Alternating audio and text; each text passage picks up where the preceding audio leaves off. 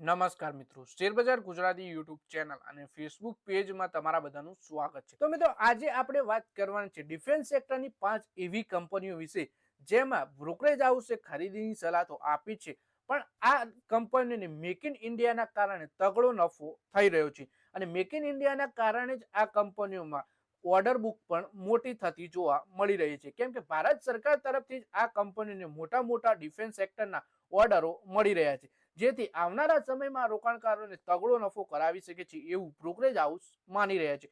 તો આ કયા શેર છે અને કેટલા કરોડો રૂપિયાના ઓર્ડરો મળેલા છે આ કંપનીઓને, એના વિશે આપણે તમામ માહિતી ડિટેલમાં જોઈએ।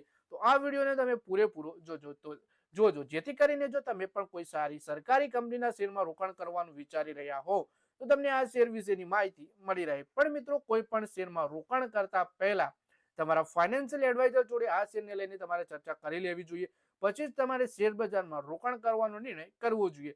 સાથે જ મિત્રો, જો આ વિડીયો આપણા યુટ્યુબ ચેનલમાં જોઈ રહ્યા છો તો આપણા વિડીયોને હાઈપ પણ કરી દેજો, અને જો આ વિડીયો આપણી ફેસબુક પેજમાં જોઈ રહ્યા છો તો આપણા પેજને ફોલો કરી લેજો અને વિડીયો પોતાના મિત્રો સાથે ફેસબુક ઉપર બધી જગ્યાએ શેર કરી દેજો, જેથી શેર બજારની માહિતી ગુજરાતીમાં ગુજરાતના દરેક રોકાણકાર પાસે સરળતાથી પહોંચી શકે। સૌથી પહેલા મિત્રો વાત કરીએ, ભારતનું ડિફેન્સ સેક્ટર ઝડપથી વિકસી રહ્યું છે। નાણાકીય વર્ષ 2025માં દેશનું રક્ષા ઉત્પાદન વધી 1.54 લાખ કરોડ રૂપિયા સુધી પહોંચી ગયું, જે અત્યાર સુધીનું સર્વોચ્ચ સ્તર છે। મેક ઇન ઇન્ડિયાની આત્મનિર્ભર ભારત પહેલના કારણે 2014-15 પછી રક્ષા ઉત્પાદનમાં 174% જોરદાર વધારો થયો। આજે દેશભરમાં 16,000થી વધુ એમએસએ ડિફેન્સ સેક્ટર સાથે જોડાયેલી છે, આ ઇકોસિસ્ટમનો ભાગ બની છે। આ પરિવર્તનનો સીધો લાભ દેશની સૌથી મોટી ડિફેન્સ કંપનીઓને મળ્યો છે, જેમની ઓર્ડર બુક સતત વધી રહી છે। રોકાણકારો માટે પણ ડિફેન્સ સેક્ટર હવે મહત્વપૂર્ણ ફોકસ એરિયા બની ગયું છે। રિપોર્ટમાં આપણે એવા 5 શેર વિશે વાત કરીશું જેમની ઓર્ડર બુક 15,000 કરોડથી વધ્યું અને કેટલાક કેસોમાં તો 25,000 કરોડને પણ પાર કરી ગઈ છે।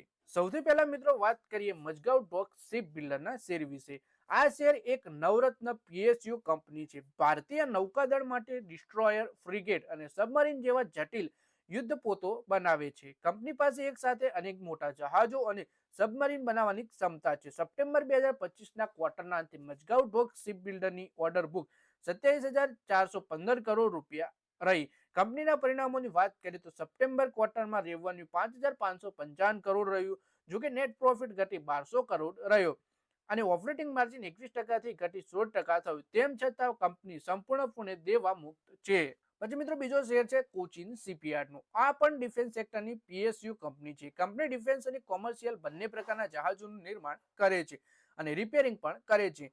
એ એરક્રાફ્ટ કેરિયર જેવા મોટા પ્લેટફોર્મ પણ બનાવી શકે છે। કંપનીની કુલ ઓર્ડર બુક 21,000 કરોડ રૂપિયાની છે, જેમાંથી લગભગ 13,700 કરોડ ડિફેન્સ સાથે જોડાયેલા છે। તાજેતરના સપ્ટેમ્બર ક્વાર્ટરમાં કંપનીની નેટ પ્રોફિટ વાર્ષિક આધાર પર 43% ઘટીને 107.5 કરોડ રૂપિયા રહ્યો, જ્યારે રેવન્યુ 2.2% ઘટી 1,118.5 કરોડ રહ્યો।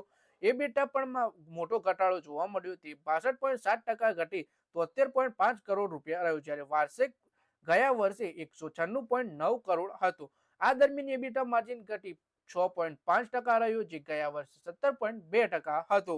પછી મિત્રો, શેર છે garden reach ship builders and એન્જિનિયર્સનો। આ પણ એક મિની રત્ન સરકારી કંપની છે। કંપની ભારતીય નૌકાદળ માટે ફ્રિગેટ, સર્વે વેસલ અને સેલો વોટર ક્રાફ્ટ બનાવે છે, ઉપરાંત નેવલ ગન અને રિસર્ચ વેસલ પણ તૈયાર કરે છે। કંપનીની હાલની ઓર્ડર બુક 20,200 કરોડ રૂપિયાની છે અને જીઆરએસસી ને નેક્સ્ટ જનરેશન કોન્વેટ પ્રોજેક્ટમાં L1 બીડર તરીકે મજબૂત સ્થિતિ મેળવી છે। FY26ના ચોથા ક્વાર્ટર સુધી કોન્ટ્રાક્ટ મળવાની અપેક્ષા છે।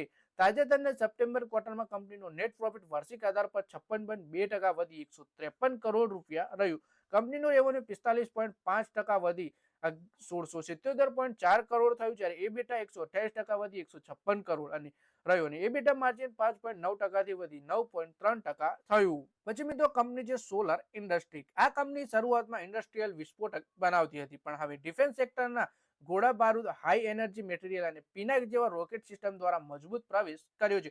કંપનીની કુલ ઓર્ડર બુક 17,100 કરોડ રૂપિયાથી પણ વધુ છે, જેમાંથી 15,500 કરોડ થી વધુ ડિફેન્સ સાથે જોડાયેલા છે। હાલના નાણાકીય વર્ષમાં કંપની 6 માસિક કંપનીનું વેચાણ 4,237 કરોડ રહ્યું છે. વાર્ષિક આધાર પર 25% વધુ છે અને નેટ પ્રોફિટ 714 કરોડ સુધી પહોંચી ગયો છે. પછી મિત્રો શેર છે BEML નો. આ એક શેડ્યુલ એ PSU કંપની છે જે ડિફેન્સ, રેલવે, માઇનિંગ સેક્ટરમાં કાર્યરત છે.